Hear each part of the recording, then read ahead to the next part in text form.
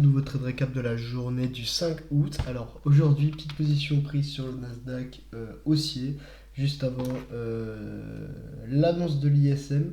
Donc on va voir que c'était peut-être une erreur, mais ouais, ça s'est bien passé, je suis assez content du trade. Normalement une meilleure qualité, parce que j'ai pris mon iPhone, même si j'ai pas de trépied, je l'ai posé et ça rentre bien. Du coup on va laisser comme ça va être pas mal. C'est parti. Je vais pas dire de gros mots.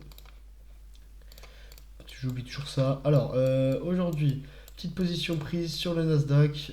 Aucun intérêt, le S aujourd'hui. Pourquoi? On avait une grosse zone de liquidité baissière qu'on est venu prendre à l'ouverture de 9h30, ce qui était parfait.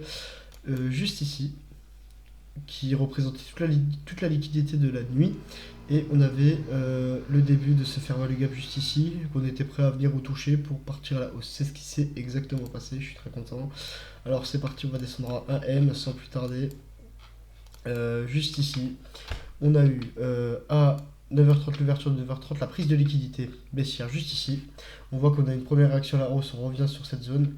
Je sais que Luctran a pris cette position, pareil à 803, 308, pardon, 308 à la hausse, juste ici. Donc c'était très clairement cette zone. À 308 à la hausse, j'aurais pu bottom tea. Je l'ai pas fait parce que du coup je l'ai pas fait. Si je l'ai pas fait, c'est que j'aurais pas pu. Bref, je vais prendre mon pad parce que la souris elle bug, elle me saoule. Alors ici ce qu'on voit, on a eu la prise de liquidité de 9h30, on est revenu dans le plus bas de ce fair value gap. Grosse impulsion. Hop, ensuite on va prendre. J'ai tout là, je suis con à chaque fois que j'oublie.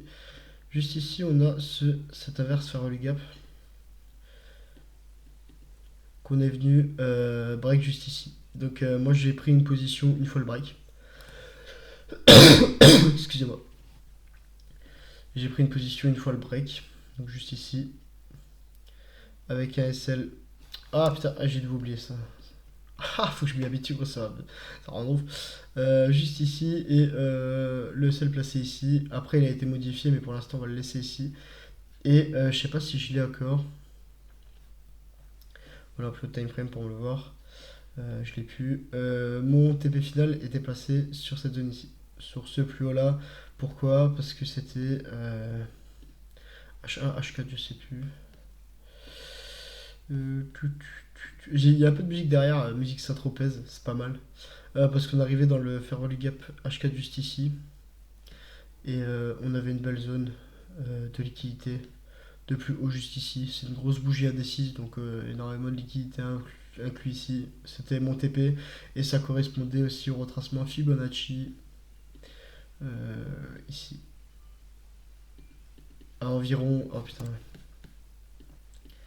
À environ à la zone égale à 1. On était entre 1 et 1,5. Donc ça correspondait à une belle zone de continuation haussière. C'est pour ça que j'ai target ce haut. Donc, ce qu'on est venu faire, on n'est pas venu TP. J'ai eu de la chance dans mon malheur, pourquoi? Parce que ici, moi j'avais un TP1 qui était juste là.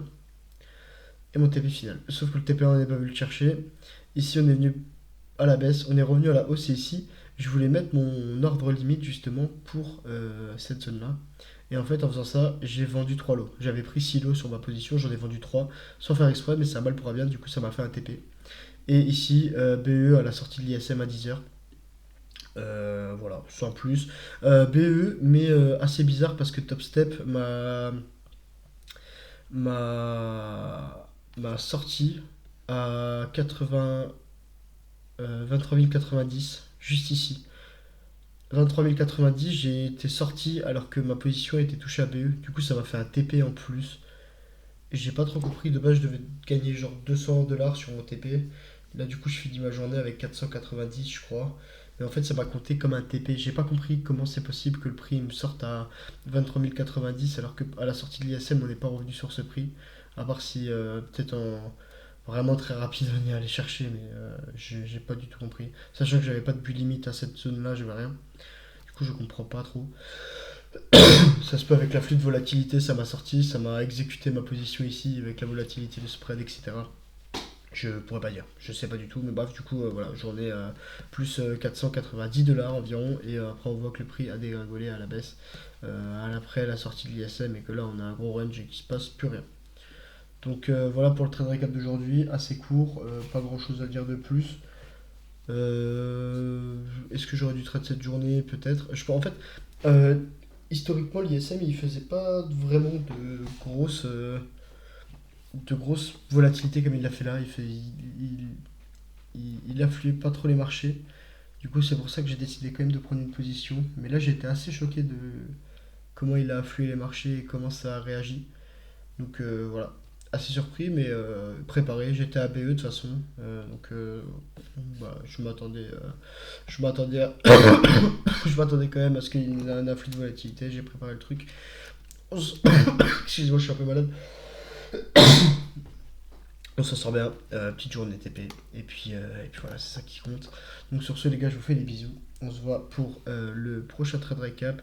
Merci d'ailleurs à tous ceux qui me suivent sur Instagram. On est passé à 1000 abonnés sur Instagram. Merci beaucoup d'ailleurs pour ça. YouTube, on est presque 130, je crois, 125, je crois, de tête là actuellement. Au moins de jour en jour, les gars, la commune s'agrandit. De traders. C'est bien, je suis content quand il y a des traders. Et puis voilà, pour montrer que le trading, eh ben, on est aussi présent en France et pas que aux États-Unis avec ces concepts un peu que tout le monde ne connaît pas forcément. Donc voilà, sur ce, les gars, je vous fais des bisous. On se voit pour le prochain trade recap. Et sur ce, bye bye.